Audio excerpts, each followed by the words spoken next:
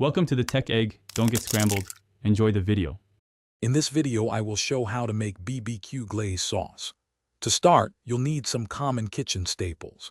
Grab about 1.5 cups of ketchup, half a cup of brown sugar, and a 1/4 cup of apple cider vinegar. Also, have on hand 2 tablespoons of Worcestershire sauce, 1 teaspoon of garlic powder, and a 1/2 teaspoon of onion powder. These simple ingredients are the foundation for a delicious, homemade glaze. Now let's get cooking. Pour all your prepared ingredients into a medium-sized saucepan.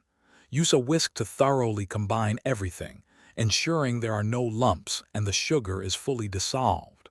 Once it's smooth, place the saucepan on your stovetop and bring the mixture to a gentle simmer over medium heat.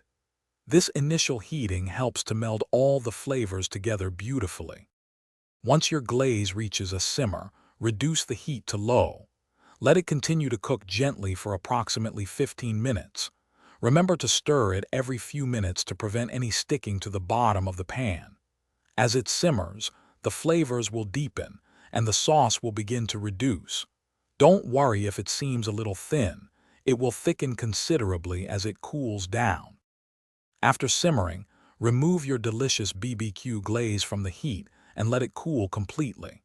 This step is crucial for achieving the right consistency.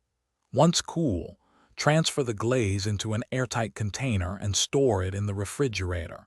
It will keep well for up to 2 weeks. This homemade glaze is perfect for brushing onto ribs, chicken, or even as a flavorful dipping sauce for fries. Thanks for watching. Consider subscribing if I helped unscramble your problems.